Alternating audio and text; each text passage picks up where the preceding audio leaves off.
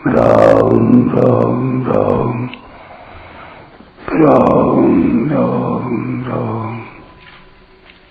राम राम राम नारायण नारायण। द्यावा पृथिव्योरिदमन्तरं हि व्याप्तं त्वयैकेन दिशश्च सर्वाः दृष्ट्वाद्भुतं रूपमुग्रं तवेदं लोकत्रयं प्रव्यथितं महात्मन्। हे महात्मन, यह स्वर्ग और पृथ्वी के बीच का अंतराल और संपूर्ण दिशाएं एक आप से ही परिपूर्ण हैं। आपके इस अद्भुत और उग्र रूप को देखकर तीनों लोक व्यथित हो रहे हैं। व्याख्या। महात्मन, इस संबोधन का तात्पर्य है कि आपके स्वरूप के समान किसी का स्वरूप हुआ ही नहीं है ही नहीं, होगा नहीं और हो सकता भी नहीं। इसलिए आप महात्मा अर्थात महान स्वरूप वाले हैं। द्यावा पृथिव्यो हृदमंतरम ही व्याप्तम त्वयैकेन दिशश्च सर्वाः। स्वर्ग और पृथ्वी के बीच में जितना आकाश है, पोलाहट है, वह सब पोलाहट आपसे परिपूर्ण हो रही है। पूर्व, पश्चिम, उत्तर और दक्षिण, पूर्व उत्तर के बीच में ईशान, उत्तर पश्चिम के बीच में वायव्य, पश्चिम दक्षिण के बीच में नैऋत्य और दक्षिण पूर्व के बीच में आग्नेय, तथा ऊपर और नीचे ये 10 दिशाएं आपसे व्याप्त हैं, अर्थात इन सब में आप ही आप विराजमान हैं। दृष्ट्वाद्भुतम रूपमुग्रम तवेदम लोकत्रयम प्रव्यथितम। 19वें श्लोक में तथा 20वें श्लोक के पूर्वार्ध में उग्र रूप का वर्णन करके अब 20वें श्लोक के उत्तरार्ध से 22वें श्लोक तक अर्जुन उग्र रूप के परिणाम का वर्णन करते हैं।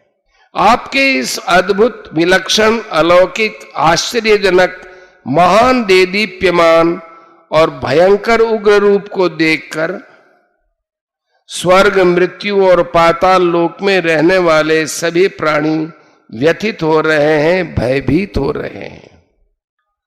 यद्यपि इस श्लोक में स्वर्ग और पृथ्वी की ही बात आई है, द्यावा पृथिव्यो हो, तथापि अर्जुन द्वारा लोकत्रयम कहने के अनुसार यहां पाताल भी ले सकते हैं।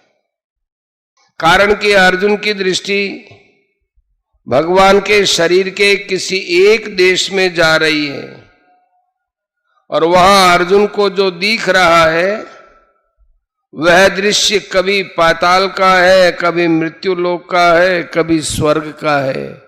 इस तरह अर्जुन की दृष्टि के सामने सब दृश्य बिना क्रम के आ रहे हैं। यहां अर्जुन ने स्वर्ग से पाताल तक तथा पाताल से स्वर्ग तक क्रमशः विश्वरूप को देखा हो, ऐसी बात नहीं है। अर्जुन तो भगवान की दी हुई दिव्य दृष्टि के प्रभाव से स्वर्ग, भूमंडल, पाताल आदि सबको एक साथ देख रहे हैं और जैसा देख रहे हैं वैसा ही बोल रहे हैं। यहां पर एक शंका होती है, अगर विराट रूप को देखकर त्रिलोकी व्यथित हो रही है तो दिव्य दृष्टि के बिना त्रिलोकी ने विराट रूप को कैसे देखा? भगवान ने तो केवल अर्जुन को ही दिव्य दृष्टि दी थी। त्रिलोकी को विश्वरूप, विराट रूप देखने के लिए दिव्य दृष्टि किसने दी?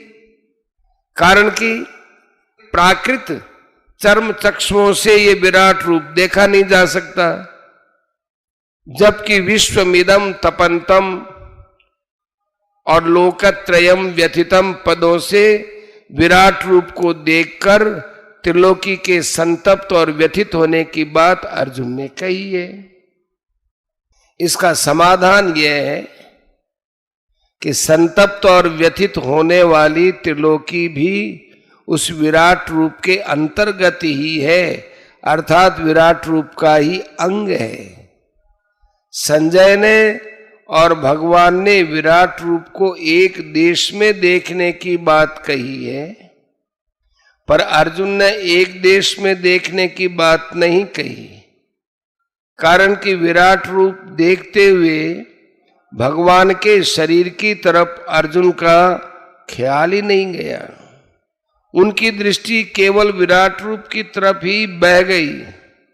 जब सारथी रूप भगवान के शरीर की तरफ भी अर्जुन की दृष्टि नहीं गई, तब संतप्त और व्यथित होने वाले इस लौकिक संसार की तरफ अर्जुन की दृष्टि कैसे जा सकती है।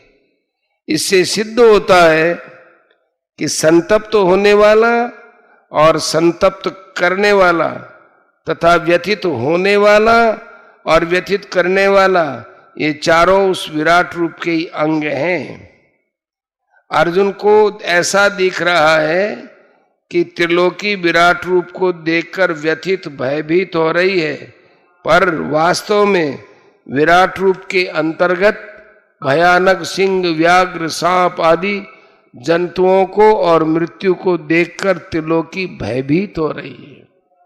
मार्मिक बात, देखने, सुनने और समझने में आने वाला संपूर्ण संसार भगवान के दिव्य विराट रूप का एक छोटा सा अंग है।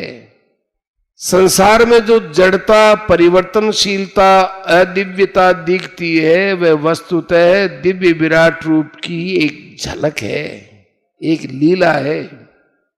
विराट रूप की जो दिव्यता है उसकी तो स्वतंत्र सत्ता है, पर संसार की जो अदिव्यता है उसकी स्वतंत्र सत्ता नहीं है।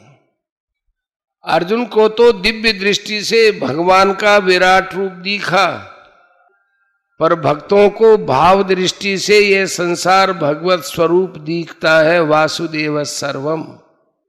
तात्पर्य है कि जैसे बचपन में बालक का कंकड़ पत्थरों में जो भाव रहता है, वैसा भाव बड़े होने पर नहीं होता।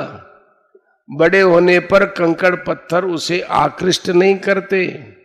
ऐसे ही भोग दृष्टि रहने पर संसार में जो भाव रहता है, वह भाव भोग दृष्टि के मिटने पर नहीं रहता। जिनकी भोग दृष्टि होती है उनको तो ये संसार सत्य दिखता है, पर जिनकी भोग दृष्टि नहीं है, ऐसे महापुरुषों को संसार भगवत स्वरूप दिखता है। जैसे एक ही स्त्री बालक को मां के रूप में, पिता को पुत्री के रूप में, पति को पत्नी के रूप में और सिंह को भोजन के रूप में दिखती है, ऐसे ही ये संसार चरम दृष्टि से सच्चा, विवेक दृष्टि से परिवर्तनशील, भाव दृष्टि से भगवत स्वरूप और दिव्य दृष्टि से विराट रूप का ही एक छोटा सा अंग दिखता है। परिशिष्ट भाव। इस श्लोक में आए त्वयैकेन पद का तात्पर्य है कि असंख्य रूपों में एक आप ही है। वासुदेवः सर्वम। आपके अनेक रूपों की कोई गणना नहीं कर सकता, पर उनमें है आप एक ही। भगवान में अनेक तरह की अद्भुतता है। वे देश, काल, वस्तु, व्यक्ति, रूप, ज्ञान, योग आदि सब दृष्टियों से अनंत हैं। जिसको हमने देखा नहीं, सुना नहीं, जाना नहीं, समझा नहीं और जो हमारी कल्पना में आया ही नहीं, वह सब विराट रूप के अंतर्गत है।